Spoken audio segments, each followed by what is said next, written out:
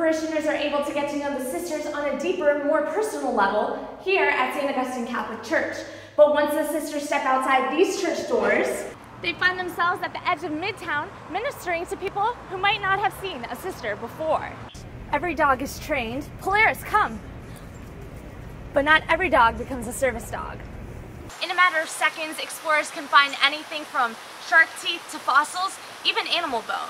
Representatives from the Florida Police Benevolent Association have met with Gainesville's mayor to discuss a policing problem. In each match, two different teams compete against each other to get as many balls as they can, either over this bar or in this bin. And Tonia Borsellino joins us now with news of the latest recalls and more. Tonia? That's right, Volvo brings child safety seats to the forefront. That's today's top story for Consumer News. The Swedish automaker has unveiled a new child safety seat for its 2016 XC90 Excellence SUV. A white cane makes all the difference for someone like Kenny, who is visually impaired. Today, he's showing off his cane to raise awareness. A lot of us that are using the cane, we can still see.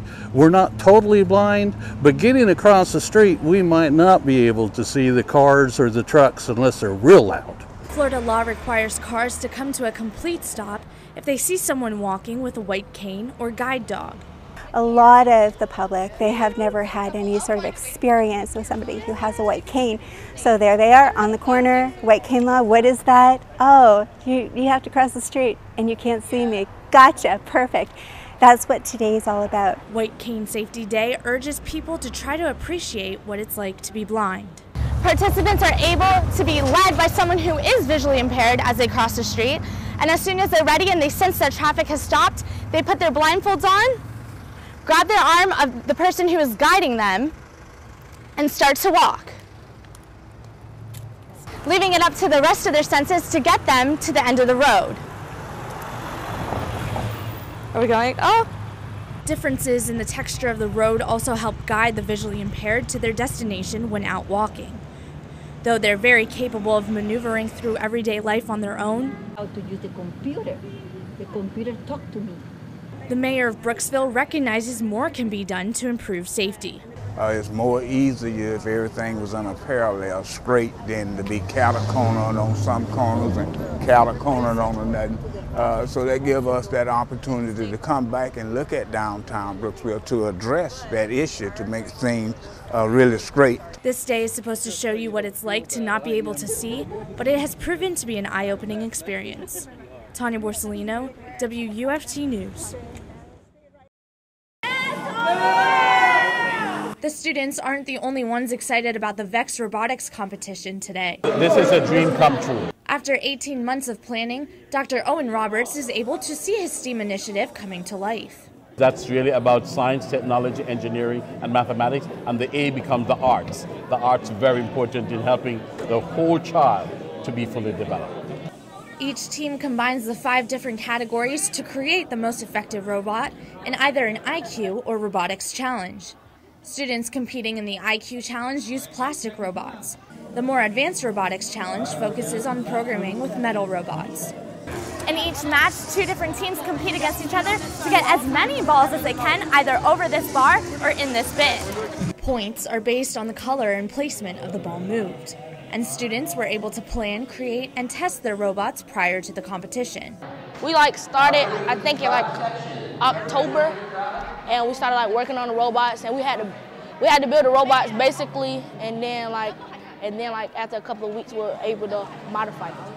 Elementary school students did this in their science classes, while middle school students have been working on their robots and robotics courses and after-school programs. We are one of the first districts in the nation that is having robotics as a part of the curriculum.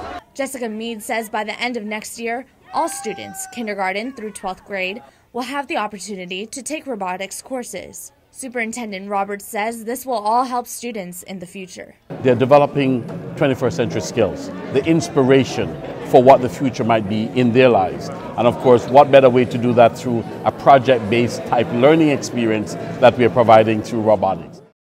It started as an idea by Bishop Felipe J. Estevez and is now reality for people near St. Madeleine Catholic Church in High Springs, Florida. It it happened, and only by the grace of God, of course, that this was supposed to be what it is. In May of 2015, Bishop visited the church to celebrate the sacrament of confirmation. He told the pastor of the parish, Father Sebastian George, that the historical Adoration Chapel should become the Santa Fe Shrine of Our Lady of La Leche for the western side of the Diocese of St. Augustine. There's all these people over here that it's limited to get over to St. Augustine, so now they can come here.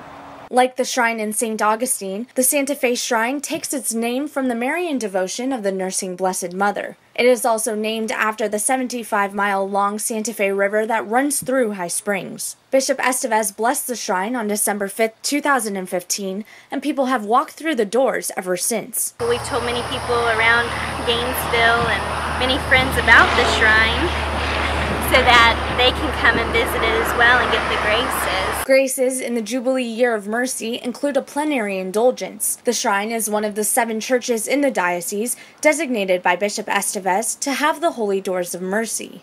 We've had people come in and just pray, and it's great. There's people coming and going all the time. Kohler says the shrine's interior is not like the original chapel. It got completely gutted, I mean down to bare bone studs inside. New furniture was constructed by parishioners and put in the shrine. The statue of Mary was even imported from Italy, but things like the windows from the original chapel remained. Other parts that were special to the St. Madeleine Chapel are now incorporated around the shrine on the church's property. This statue of Mary was in front of the chapel, but now sits on the Emmaus walking trail that wraps around the church's 18 acres of land. Also on the church's property is the only Catholic memorial garden and cemetery in Alachua County. It's another blessing that we have here at St. Madeleine's, because there was not a Catholic cemetery in this area. In fact, within like 100 miles of here. The cemetery has areas available for both cremations and full-body burials. Between the memorial garden and cemetery, the Emmaus walking trail, outdoor Stations of the Cross, and the Santa Fe Shrine, Kohler says the area is very special. It's just a wonderful, peaceful place to be. Others feel the same way. I just like how it's just beautifully put together and everything.